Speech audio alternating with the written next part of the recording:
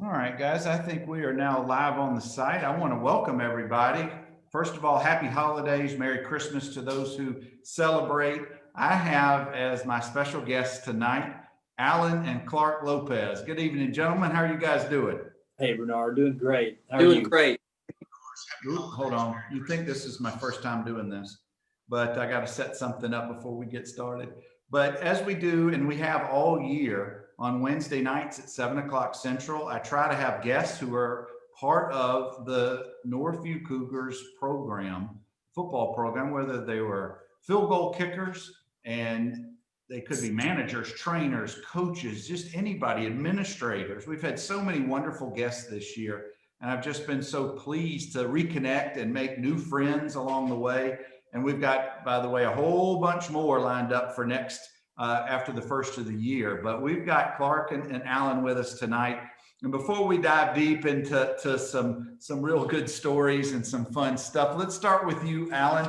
Tell folks a little bit about yourself and your family and where are you these days? Well, Bernard, I got to say thanks first for doing this. It means a lot to so many folks, and for you to be reaching out and keeping in touch and keeping these memories going. It's great to see you, and I think it keeps us all in good spirits, especially during this year. So thank you for that. But we are my wife and I are in Dothan. We've been here for probably 7 or 8 years now. I'm a lab director at Alabama Clinics, and we're doing a lot of COVID testing every day right now, the PCR test, and we have our three children. 2 of them have finished their college education and grad schools at Alabama. One, our daughter Caitlin and her husband Justin live in Birmingham, and our son Taylor and his wife Gabby live in Tuscaloosa. And then our youngest Connor is still in college and here with us in school.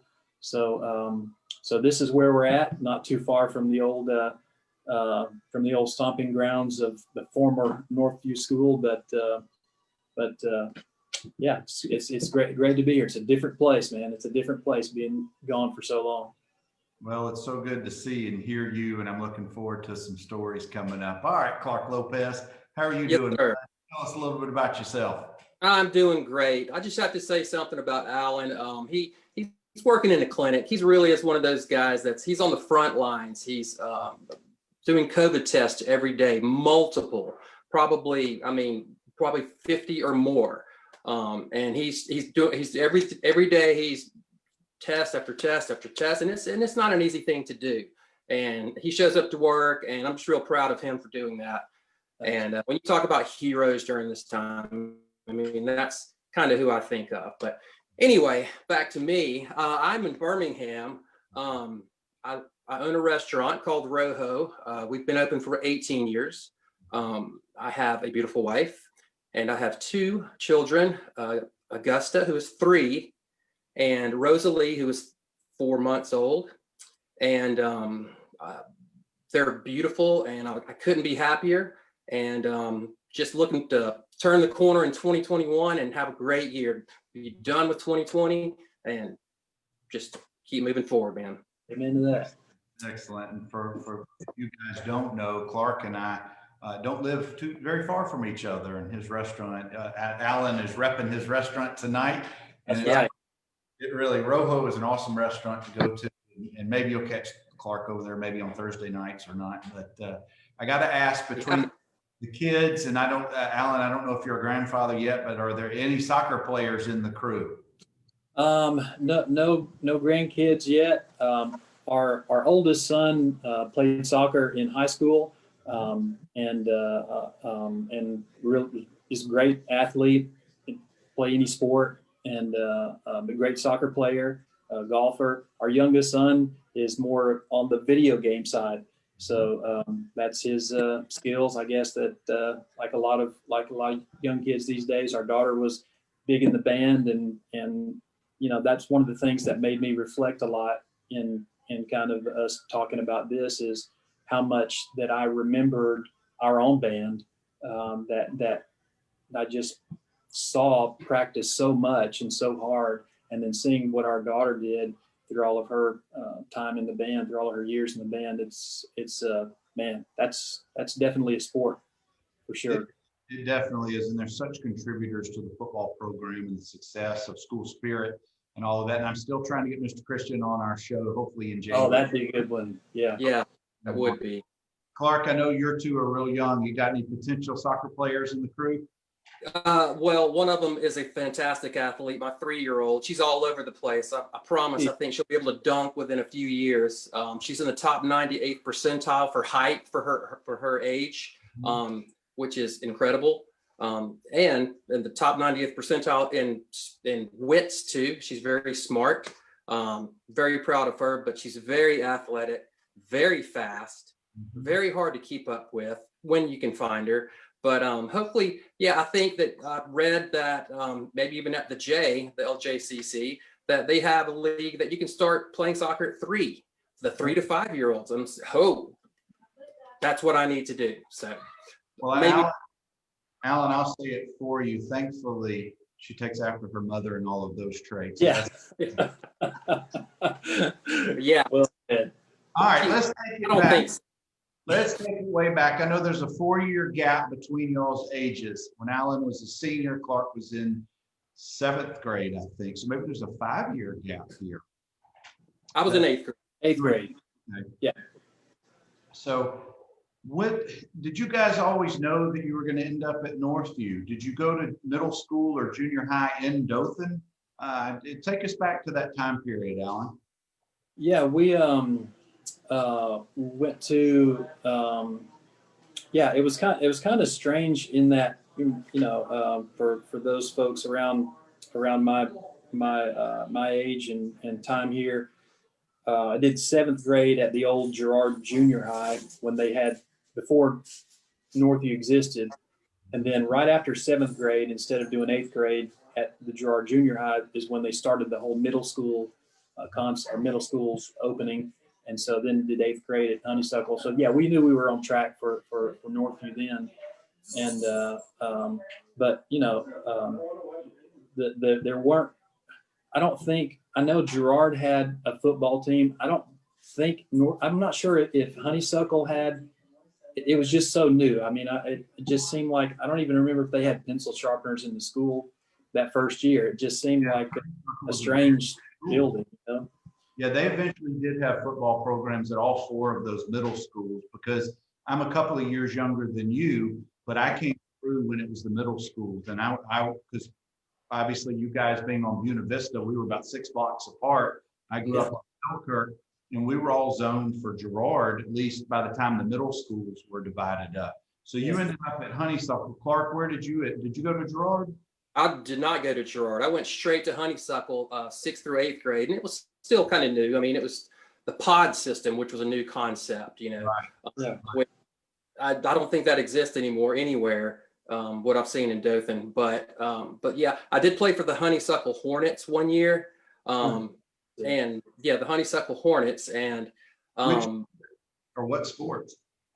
no, I played football for 1 year, and it was my 8th grade year, and I played kicker. But he took me out after, like, he'd let me make the first kickoff of the game. He would let me kick off, and after that, he would send in this other guy named Todd Thorpe, just because he was bigger than I would. And he kicked it with his toe, and he could kick it like twice as far as I could.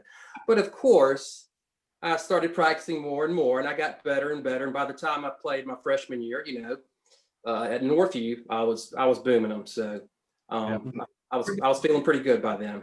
We're going to get to a particular game your freshman year in just a few. Oh yeah. Alan, you were you were the first soccer style kicker who ended up playing football in high school in the city of Dothan. I don't know of anyone before you, but talk about how that came to be. Obviously, soccer was your sport. I think Clark and I actually played rec soccer one year together. But how did you come about? Talk a little bit about the soccer origins. Yeah, because our dad's from Peru, that's the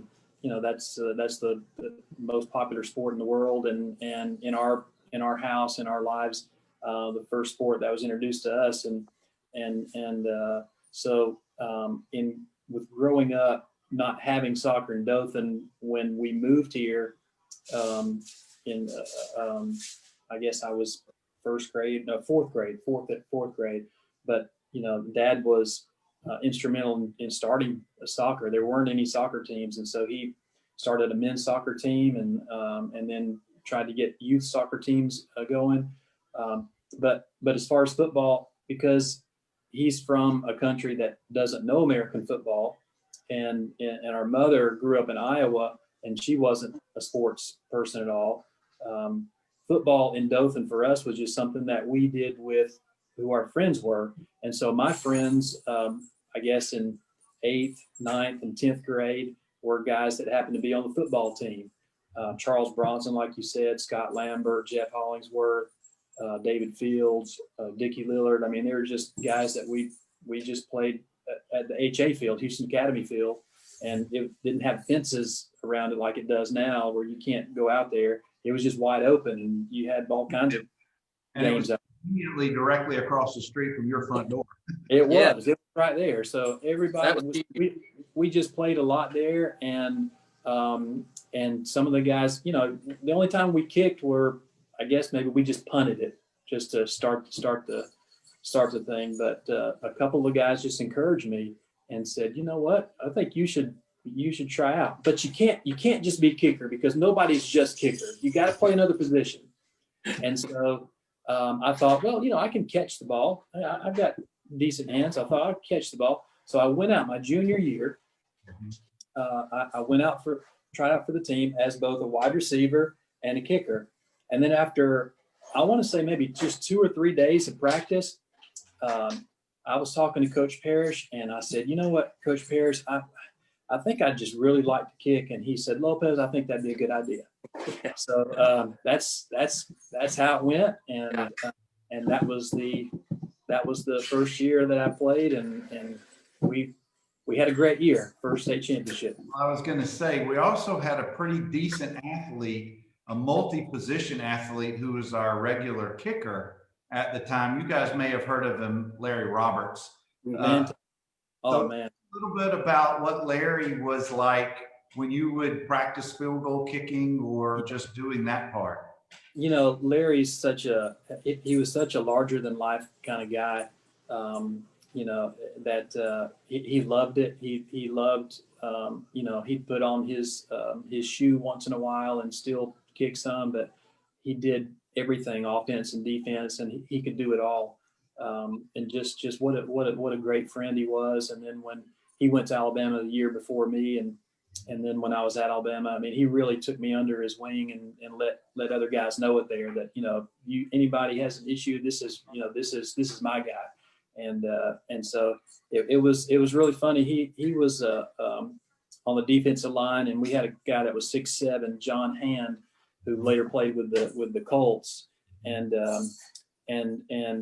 John and Larry, I don't know why, but sometimes after practice, driving over to Bryant Hall to eat, they wanted to catch a ride with me. I guess we were just ready at the same time. But I had a little sports car that had a sunroof, and I had to take the sunroof part off so they could fit. And so Larry's sitting in my back seat by himself, just scrunched up in this little Volkswagen Scirocco, and then John's sitting there with his head out of the sunroof. But Larry, what a great guy, and man, just a great athlete. Just so glad to see somebody like that play sports.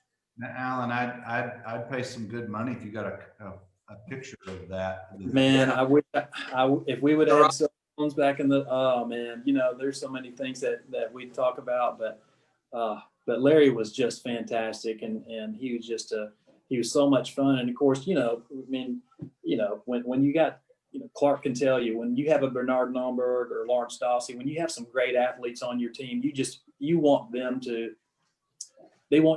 have the ball, or I guess in Larry's case, to chase the ball as well, chase down those guys, and he was fantastic. Well, let's pause for just a second, because we got a whole bunch of folks I need to let you know who've scrolled in, including Joseph Johnson.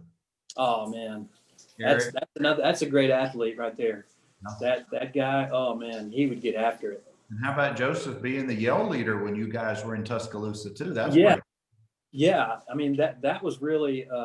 I mean, he could have. Joseph could have played football. That's a done deal. The guy he just had the mind. He knew how to, and you know, but he would have had to put on some more weight. But you know, he was also smart to go that route. I did go out to see him a couple of times out at the cheer practice. One of the girls that was in our college church group was also a cheerleader then, and so I kind of had two reasons to go out there. But no, Joseph was fantastic, and just just somebody that absolutely sticks out in my memory of somebody that just worked his butt off out on the football field, and just a good leader and a good guy, and yeah, to see him in college doing that was, man, you're talking about another sport there. That was major tough, I'm sure. Well, I haven't asked him yet, but I'm asking him now. JJ, I want you to come on the show in a few months, or maybe in Yeah. 2 weeks.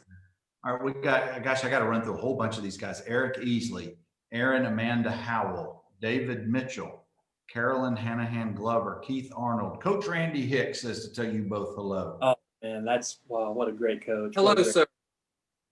Yes. We got Yes, sir. Pat Fitch is on. Good to see you, Pat. Rick Kazanave. Thank you, guys. Hope so many friends and teammates are rolling in tonight. I got to tell you something about Coach Hicks. Again, that junior year, I was trying to figure out things. I was reading about how guys would kick in the pros or in college, and you know, you didn't have the internet, so you're just trying to figure things out. And I was trying to figure out where my plant foot could go, and I just wasn't kicking the ball good one day in practice. And I remember Coach Hicks was just kind of looking down and just kind of nodding while I was talking to him. You know, am I stepping too far in front of or back, or am I swinging? Am I not swinging through? And he was just listening. And when I finished, he grabbed my face mask and just was yelling at me, "All I want you to do is kick the ball. I want you to." And that was kind of I mean, it was a lot of things, but it was a wake-up call that, you know what, all you got to do is just do your job. All you got to do is kick. Don't worry about all this other technique stuff. You know, you see the quarterbacks, are they, you know, you don't see them too much talking about what angle, maybe in your training and stuff you do, but during the game, it's stop throwing it high or stop throwing it low. So Coach Hicks was really keeping me on my game, keep me on focus, and I really appreciate him. He was telling you to quit thinking and just start doing. Well, he was a kicker. Just that easy. He was a kicker himself.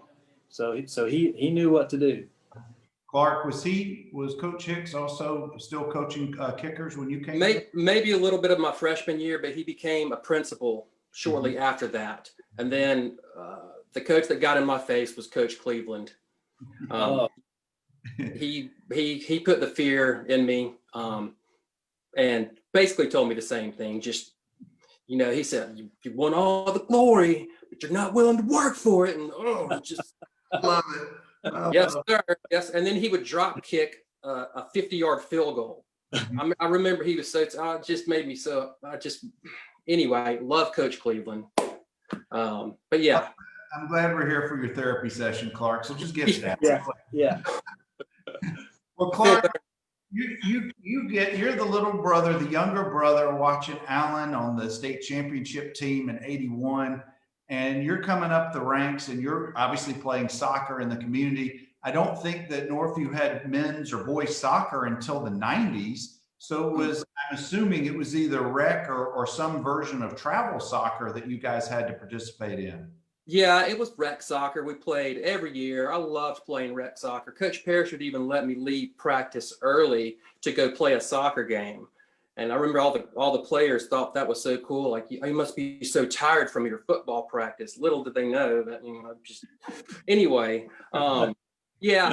We did have a Northview team, but we weren't able to use the term Northview because it wasn't officially affiliated with the school. So we had shirts that said Northview without the H. And so we were Northview. And we did play, we were a club team, basically, is what they called us. And we did play some other schools, and we were pretty good. We won a few games, but yes, that's so soccer and football, they just all combined perfectly for me. So I was able to just keep kicking. I was kicking here, I was kicking there, but I was kicking something. Now, for either of you guys, how up to what age did your dad continue to coach you in soccer? Officially, not being a dad, I mean, as the coach of the team. Oh man, that's a great question. Probably just until we got to high school and started focusing on football. I mean, junior year or senior year is what I can think of. He was always coaching Mark, our younger brother, or Alan. I mean, he spent a lot of time coaching. And when he wasn't coaching one of us, he was always coaching because he just loved doing it. With Alan, was that tough on him, seeing you guys pull away a little bit from soccer? I assume his first love of sport, and playing the American football. Yeah, I think that he was happy for us to I guess maybe in a way to integrate, to just when he came to this country, he wanted his family to be this country and grow up and do things here. But you know what? He's 90 years old, and since he's here, let's just ask him. Oh, there he is. Hi, Dr. Lopez. Good to see you. So, hey, Dad. How did you feel about us going from soccer to American football? You are okay with that, huh? Oh yeah, that prepare you to be in shape and compete. Yeah, definitely. So yeah, I really think. And how long did you continue coaching soccer after? You went to college, and then Clark and Mark and continue for another 2-3 more years. Then I started running. Oh yeah, I changed. You went to college. Then he started running and in the runners club here in Dothan, and did a marathon. And wow. Well, since he's there, I've got to ask him. Maybe he'll admit on record that Mark truly was the best athlete of the three boys. No. That's just what I'm hearing on the street. He could have been, for sure. He could have been, just because I guess you can look at, probably Robbie would say, you can look at what to do or what not to do. But definitely, I think being the youngest one, you start to get, I don't know if they started having camps and stuff like that when he was going through school, but now you can get your own personal coaches and you go to camps and all that kind of stuff. But Mark was a great athlete. He just had other interests. Yeah, and I had Brian Jackson, who's been a long time former Northview kicker and professional kicker, and longtime local coach, was on several weeks ago, and he told some really great stories involving Coach Griffin and just some good stories. But guys, we got a whole bunch more folks who've rolled in. I want to say hi to Coach Mike Henry. Good to see you, Mike. Doing some great things in the Wiregrass. Twyla Phelps Williams, who has been such the backbone of the program for many years, well after we graduated. Jason Mullins has always got some great comments in here. And Dr. Lopez, Patrick Fitch, and Rick Cazenave both say to tell you hello. Hey, yes, old friends, friends. Yeah. All right, I'm going to take you to Murphy, 1981.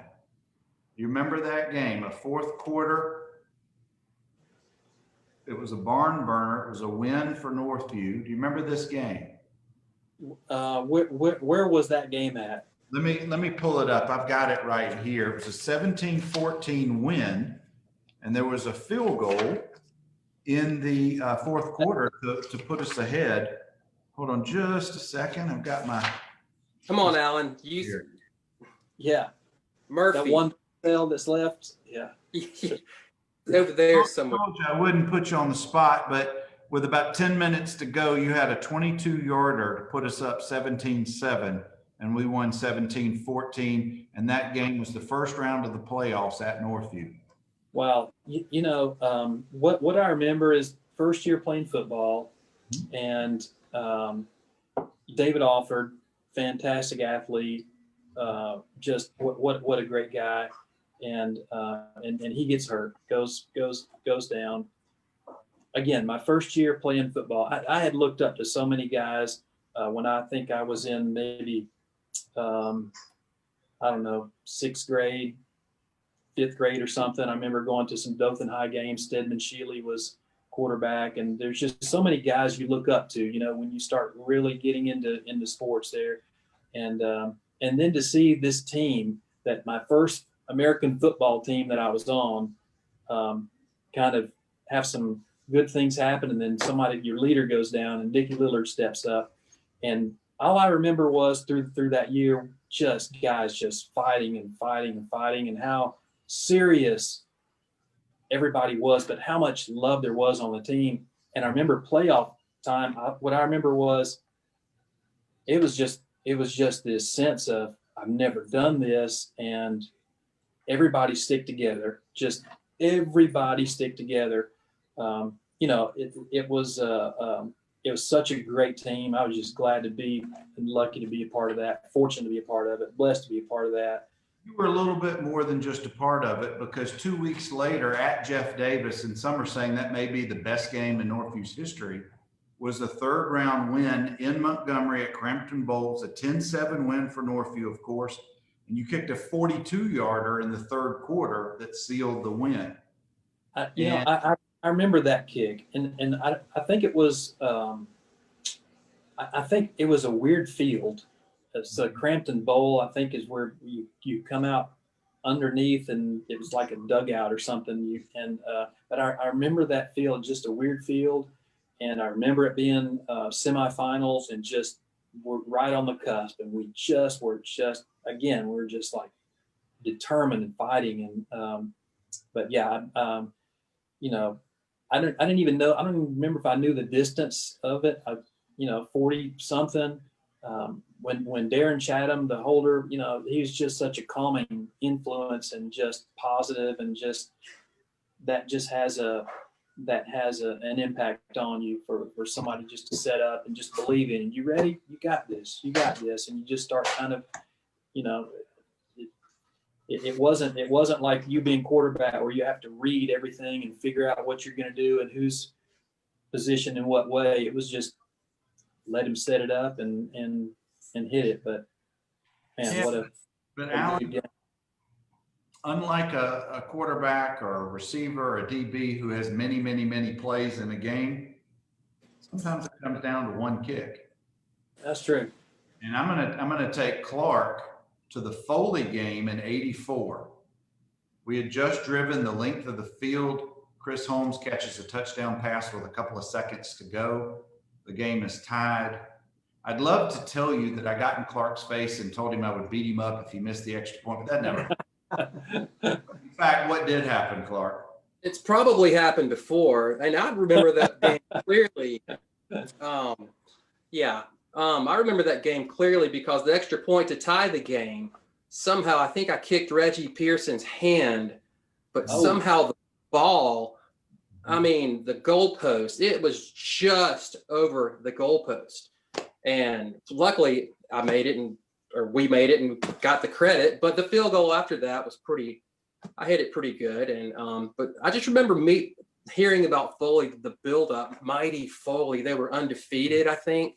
Nobody can beat them. And they had this quarterback and they had this receivers and everything. And I just remember being so proud to be part of that team and being able to contribute. But yeah. Was that Pat Washington's team on Foley? Well, Washington played during your time period, and I think he was at Murphy. Murphy, okay. I knew there was something about Pat Washington that I couldn't remember if it was you guys that played him or us that played him. It was somebody. Clark, that kick was my junior year in '84. Then we go to Foley my senior year in '85. And we did the same thing to them 2 years in a row. We snake bit Foley back-to-back years, scored very, very late. And then you kicked, let me see where it is here. You kicked in overtime a 27-yarder to win that game. Mm-hmm. That wasn't your only game-winning extra overtime kick, because the big one, frankly, was in the mud a few weeks later in the semifinals at home against Fairhope. I want you to take us to that. Oh, Fairhope was, well, it's a love-hate night. I mean, it was wet. I remember it was muddy. It was one of those, not as an excuse, but it was kind of hard to kick and on a field of mush. I think I did miss a field goal that night as well. But when it counted, I guess I hit the one that counted, and I was very happy to do that. Very Who was happy. your holder? Who was your holder that year? He was the backup quarterback to Bernard. His name was Reggie Pearson. And actually Scotty Holmes, the other kicker that you kicked with, we held for each other my freshman year, but then Reggie took over, and he did a really good job. He was consistent. And he was really a very important part of any success I had, because he held for all 4 years, or all 3 years that I played. But yeah, Fairhope was whew. It was depressing, but I was very elated at the end of the game when we won. So, well, there was no one in that stadium more elated than yours truly, because early in the game we were inside the 5, and I go to just do a routine handoff to Lawrence. I dropped the ball, and in the mud, Lawrence never misses a beat, picks it up, and still scores. yeah. If he doesn't do that, we turn the ball over. It doesn't mean anything. We don't get your heroics toward the end. Yeah. But, you know, like anything in sports, anything in life, we have ups and downs. We have great memories. We have some that aren't so good. And I love to always ask this question, and I'll start with you, Alan. You played sports your entire life. I'm sure even you played pickup in college and maybe well into your adulthood and beyond. And it's not always, sometimes, but it's not always about what's on the scoreboard that we remember for the rest of our lives. Yeah. So I want you to take us back to maybe you started sharing some of those memories, and you listed about half a dozen guys who you really had some great friendships with. What was it about playing for our school that really still resonates with you and gives you a smile? Oh man, I think going from playing golf and playing soccer, things that were either individual or just having one coach, mainly Dad doing that, to at Northview I played baseball, and Coach Johnson it wasn't really like a team of coaches. He was the coach, and did a great job, and seeing how serious he was. But football was a different element. It was a combination of coaches, and then the group of players that I was, again, just so fortunate to play with in that first year that I played, in my junior year.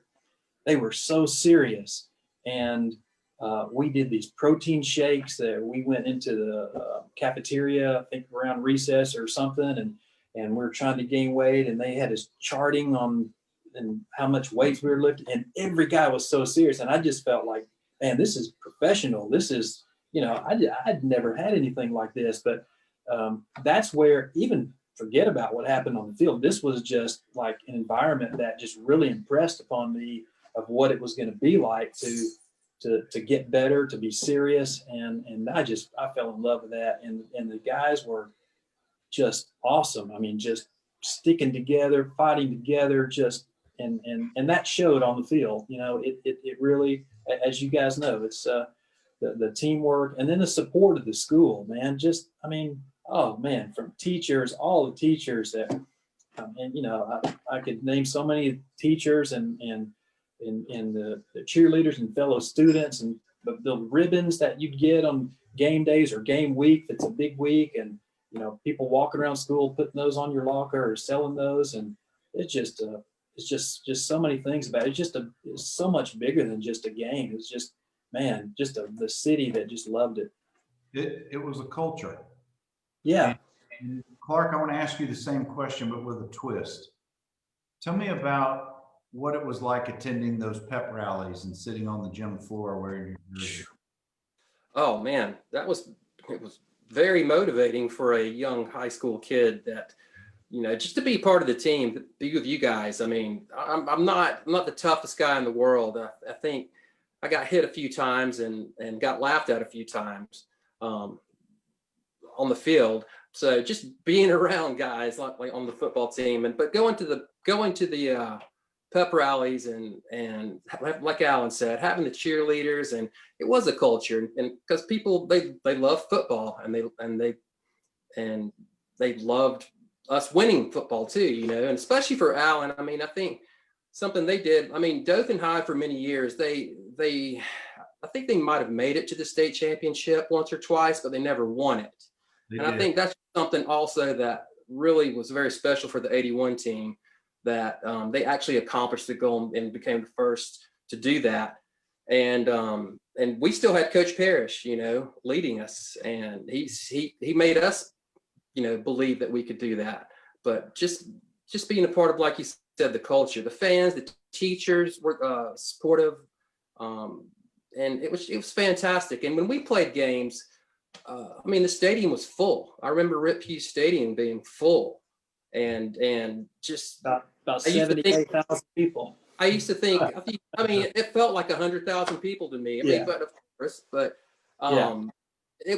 was just incredible. Well, Dr. Lopez, let me take you into that time period, into the early 80s, all through the 80s with Clark. And then I know Mark came after those boys. But what was it like being in the stands for the games and being around the other parents and families during those games?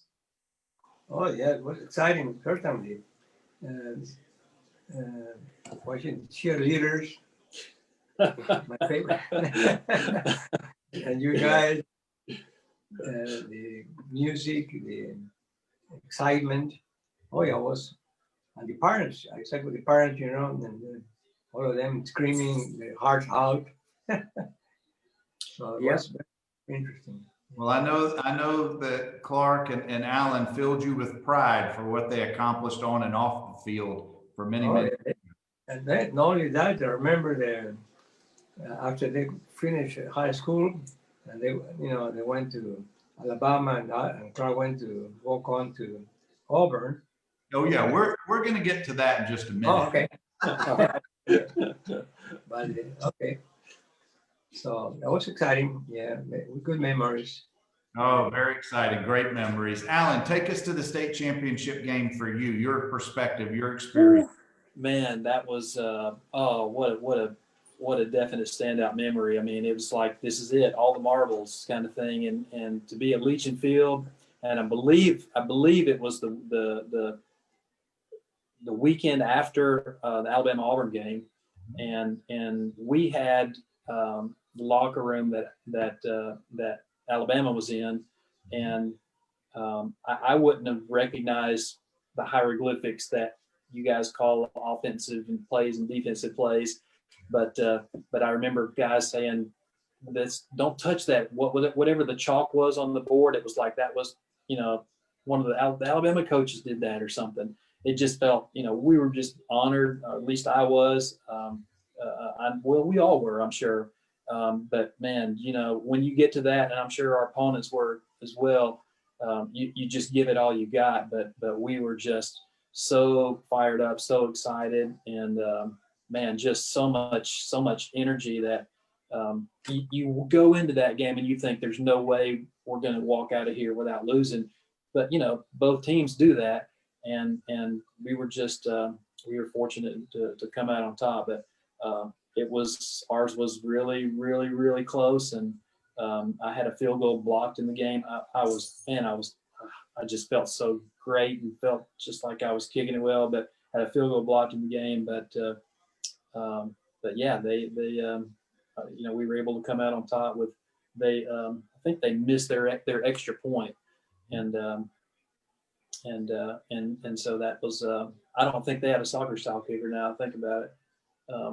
But man, what a great team spirit. And that's what I remember, just how happy everybody was after that and the elation of that. And wow, it's never left. I just still fills me with pride.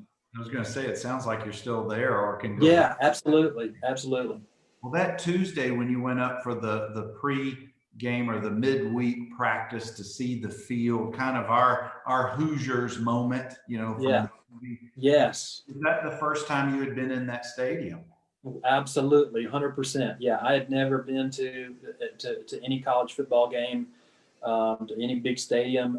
My older sister Julie was at Auburn, and I'd gone up to visit her, and was going to go to Auburn, and I went to an Auburn football game, and it was just, man, just amazing, just being in the Auburn student section and just this wave, a huge throng of people there. It was just amazing, and they had a really good young running back that was fantastic. And I thought, well, I'm gonna come here. And when they contacted me, Auburn coaches, Coach Starr, I thought, okay, yeah, I'm gonna go. Well, that young guy turned out to be a pretty good running back, Bo Jackson, and he was phenomenal. But yeah, that was a great time. Big stadium. Clark, let's take it to you, to your memories from state championship. 4 years later, we're in the same locker room that Northview used the previous, 4 years before. Alabama and Auburn had played the week before our state championship in '85. Take us to that time period, Clark, and your memories.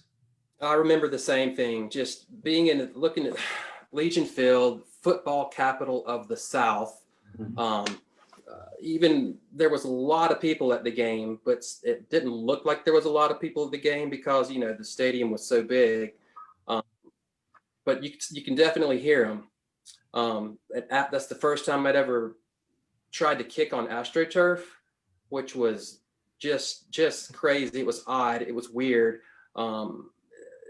Kicking off of AstroTurf, it's just completely different thing than grass. But we had a tee back then. We were able to kick off tees back then, which made it a lot easier. But I just remember just taking it all in, being in Birmingham, this big city, going to Legion Field, walking around the field, getting the feel for it and everything, and just being so happy to be there. And luckily we didn't win by just 1 point, which Alan failed to mention. They won 7-6. He made his extra point, and they missed their extra point. Luckily, our game was not as close because you guys kicked some serious butt and made it a lot of fun. The irony of our 2 state championship games is they were mirror flip-flops of our seasons. Your team, the '81 team, was so dominant and won so many games just with domination, with such a staunch defense, but you squeaked by in the state championship game. Our season, Alan, in '85, we had 5 overtime games. We were always down to the wire. We were named, we were cardiac Cougars, but we blew out Huffman in the first half, and we were not used to just cruising in the second half. That's just the way it worked out. But here's what I was going to ask you, Alan. Did you have a proper kicking shoe when you played in the '81 game? Where did you get it? No. It was just whatever cleats I had for soccer. There was I remember asking Dad, if there was even more special kind of soccer shoe or something. We didn't know. We just whatever was sold in the local store. I wanted to have something that, like they have now, they have more specialized, but there's so many things that are different. Then it was just whatever I had from they were soft. I mean, they were made for kicking the ball. I think they might have been a little bit thinner than they're just regular soccer. Just the AstroTurf back then is nothing like it is now. Now it's cushiony, it's deeper. Back then it was like it was like carpet. And so that's my question. Your plant foot, for either of you guys, you just wore your regular cleats, not some tennis shoe or some other shoe? Wow. I remember at Alabama, definitely did not wear my on my plant shoe, did not wear soccer cleat on that. You had from being a band, you have to have something different. And so we had I don't know what they were called, but they weren't cleats. It was more like a spikeless kind of shoe that had just some kind of golf shoes without spike or something. But then on my kicking foot, Call them turf shoes. turf shoes. Yeah. Yeah. Yeah, I think I might have had a turf shoe for my plant foot. I believe that just one of those, I don't know, a bunch of circles on the bottom of them, like the ones they had in the 80s. Yeah, those were Yeah. just shoes. That's just what everybody called them, but they were for the. And that AstroTurf, you would not want to fall on that. You know, you guys that, You got you know, tough. yeah, you guys are tough doing that. Yeah. For kickers, We we just were had to kick. yeah, that was just like, you know, just make sure it's there so nobody has to tackle me. That's right. Well, guys, I'm talking with Clark and Alan Lopez, and we have a surprise, awesome guest. Dr. Fernando Lopez has dropped in with us, and we've got a few more folks who've dropped in, including Coach Bubba Johnson is with us. Good afternoon or good evening, Coach. Good to see you. Absolutely, Coach Johnson, amazing. We're getting close toward the end of our conversation, and we've got just a couple of more minutes, but I have to ask, and maybe this is geared more toward Dr. Lopez than the two of y'all. I'm pretty sure I know how Alan ended up going to Alabama. I'm still shaking my head how Clark ended up at Auburn. But did that create, and Julie was at Auburn, did that create some kind of household family divide at all over those years? We want to know, Dr. Lopez, tell us. No, interesting way, the question. Always, I told my kids, you know, I want the best team to win. And that, so either Auburn or Alabama. So they put Alabama State in the news. So the whole world can notice. And then the Koreans and the Japanese will come to Alabama and invest. And that's the truth. A global perspective. Yeah, global perspective. Being a foreigner, you know, maybe that way. But I was excited with the word.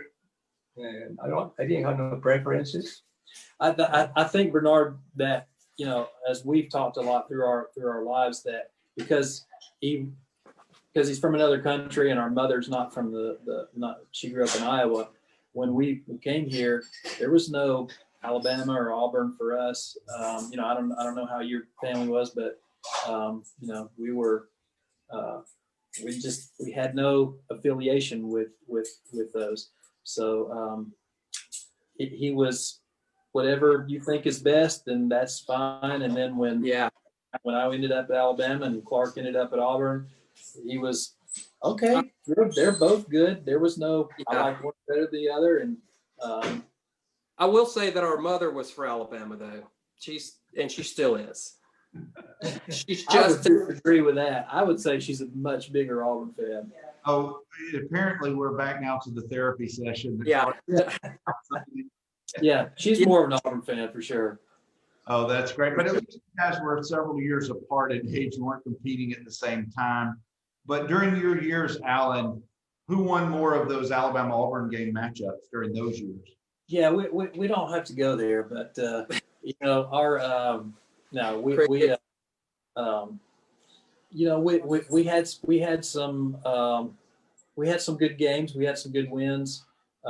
Thankfully, I was there at a time where we won some good ones. But you know, when you're playing against Bo Jackson, that guy's just really good.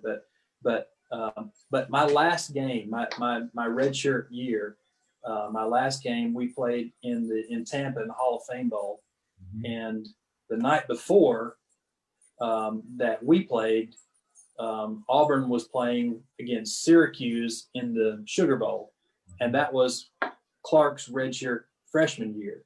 And so Dad went to New Orleans for the night before, and then flew down to Tampa, and then saw my last game there for Alabama, and that's a pretty neat experience. Very, very cool. Clark, tell us about that a little bit, that Sugar Bowl experience. Yeah, dressing out for the Sugar Bowl was pretty incredible. Yes. Amazing. And it was one of the, I mean, it was just so, it was so crazy staying at these nice places and the things that you receive and the gifts and the fans and the mania and just running out on the field. And I mean, somebody could punch you in the head as hard as they can on your helmet, and you're not even going to feel it at all, but just because of the thunderous roars. Had never been in a crowd like that, like on the field with a team like that. But, you know, after that 1 year that I did walk on at Auburn, did pretty well.